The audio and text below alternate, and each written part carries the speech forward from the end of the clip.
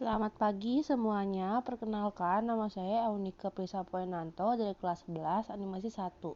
Pada presentasi kali ini saya akan mempresentasikan teks editorial.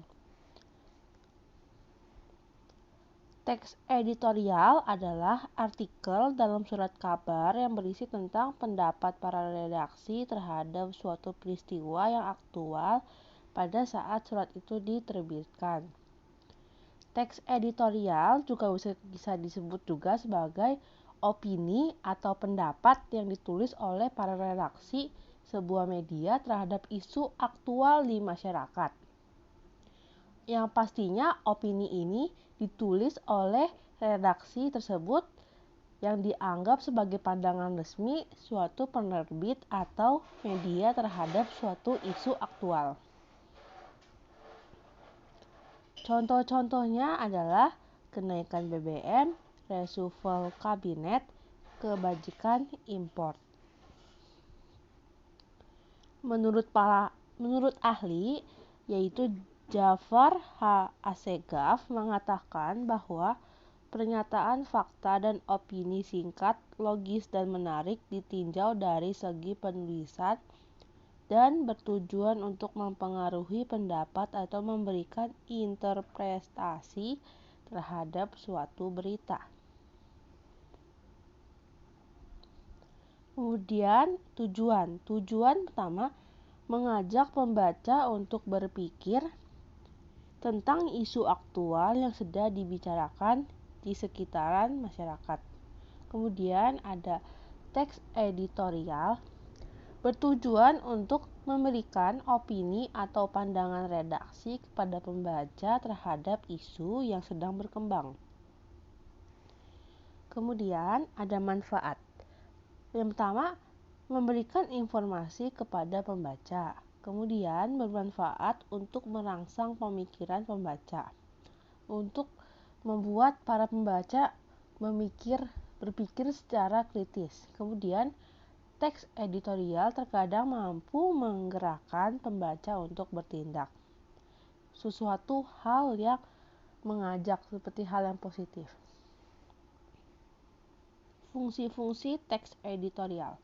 Yang pertama, menjelaskan berita dan akibat kepada para masyarakatnya.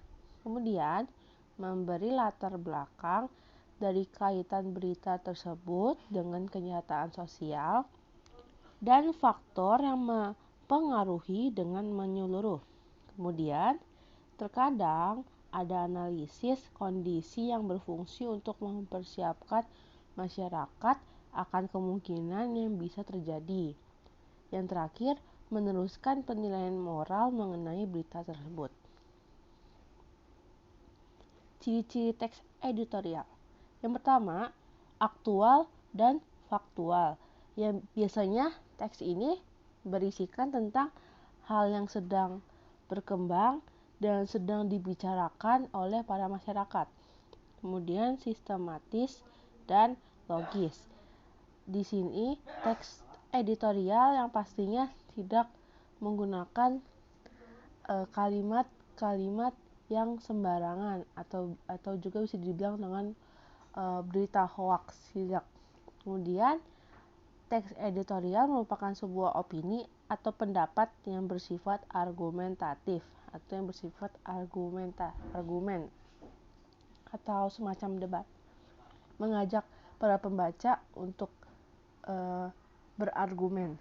Kemudian teks editorial menarik untuk dibaca karena ditulis dengan kalimat yang singkat, menarik, padat, dan jelas.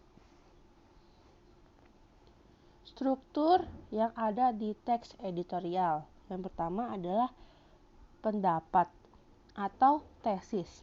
Bagian ini biasanya berisi sudut pandang penulis tentang masalah yang dibahas, berisi sebuah teori yang akan diperkuat oleh si argumen. Kemudian argumentasi merupakan alasan atau bukti yang digunakan guna memperkuat pernyataan dalam tesis. Jadi si argumentasi ini seperti membantu pendapat dari paragraf pertama, yaitu tesis. Kemudian, argumentasi yang diberikan dapat berupa pertanyaan umum atau data hasil penelitian, pernyataan para ahli, maupun fakta-fakta berdasarkan referensi yang bisa dipercaya. Kemudian yang ketiga ada pernyataan atau penegasan ulang. Ini merupakan bagian yang berisi penegasan ulang pendapat yang didukung oleh fakta di bagian argumentasi, guna memperkuat atau menegaskan. Penegasan ulang berada di bagian akhir teks. Penegasan ulang ditulis sehabis argumentasi. Kemudian ada kaidah kebahasaan. Kaidah kebahasaan yang dipakai oleh teks editorial yang pertama adverbia, yaitu bertujuan agar para pembaca meyakini teks yang dibahas dengan menggunakan kata keterangan seperti selalu, sering, biasa, kadang-kadang, jarang, dan lain-lain sebagainya. Kedua, ada konjungsi. Konjungsi yaitu kata penghubung pada teks seperti bahkan dan lain sebagainya. Kemudian ada verba material, yaitu verba yang menunjukkan perbuatan fisik atau peristiwa. Yang keempat ada verba rasional, yaitu verba yang menunjukkan hubungan intensitas. Pengertian B adalah C dan milik mengandung pengertian B milik C. Yang kelima, verba mental, yaitu verba yang menunjukkan persepsi, melihat, dan lainnya. Afeksi, khawatir, dan lainnya. Dan kognisi, mengerti, dan lainnya. Pada verba mental ada partisipan, penghindar, dan fenomena.